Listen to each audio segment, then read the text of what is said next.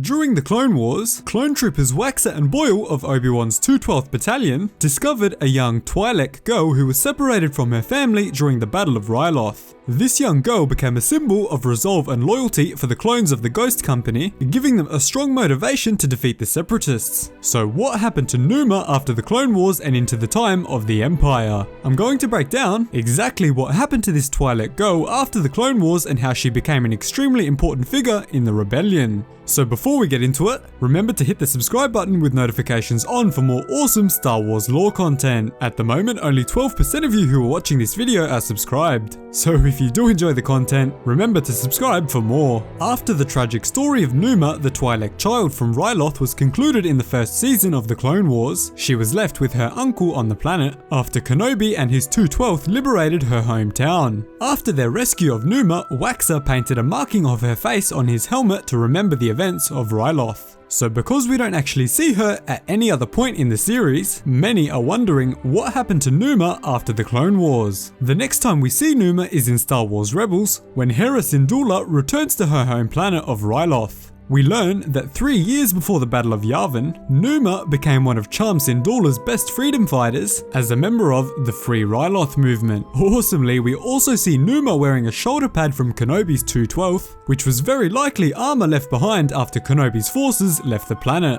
Let me know which clone trooper you think gave Numa this piece of clone armor to remember them by. I absolutely love this little throwback to the Clone Wars. Cham Syndulla was the father of Hera Syndulla and trusted Numa so greatly that he sent her personally to meet up with Hera aboard the Ghost for a rebellion meeting. Cham Syndulla wanted to destroy an Imperial carrier orbiting Ryloth as a show of strength for his people, hoping to spark a larger rebellion on the planet. His daughter, however, disagreed and instead preferred to steal the carrier for the rebellion forces. Cham reluctantly agreed to Hera's plan for stealing the ship, but in secret, he instructed Numa and another of his fighters to destroy the ship as soon as it was captured by Hera. Numa then pretended to become friendly with the crew of the Ghost, but after gaining access to the cruiser, they stunned the members of the Phoenix Squad, leaving them time to destroy the ship. After boarding the carrier, Numa and her small team killed a squad of stormtroopers and rushed to deploy their blast charges around the ship.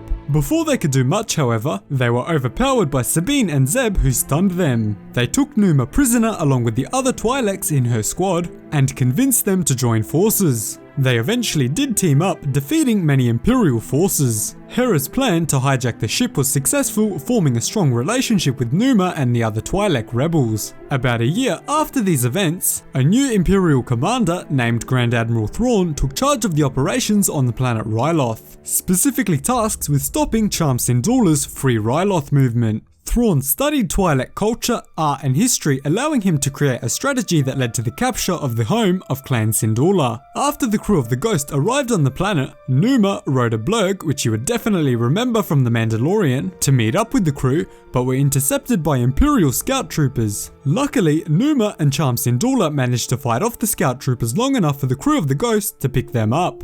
Once on board the Ghost, Numa knocked out a scout trooper who had snuck aboard the ship and stole his armor for Ezra Bridger to wear. After that, Numa explained to the crew the meaning behind a Twi'lek Kalakori, which was a traditional Ryloth family heirloom that was extremely valuable to a clan. The Clan Syndulla Kalakori was left inside of the family home after Grand Admiral Thrawn had taken control of it and transformed it into his base of operations on the planet. Numa and the other rebels then created a distraction so that Hera, Ezra and Chopper could enter the family home and retrieve their heirloom from Thrawn. Following this, Hera was captured by Thrawn, leading to her father offering to surrender himself in exchange for his daughter's life. Fortunately, however, the crew's droid, Chopper, was able to detonate a series of blast charges at the home, allowing for their escape. Following this, Numa mingled with the crew of the Ghost and began to form a long-lasting friendship with them. And that is the last time we see Numa from the Ryloth Clone Wars episode.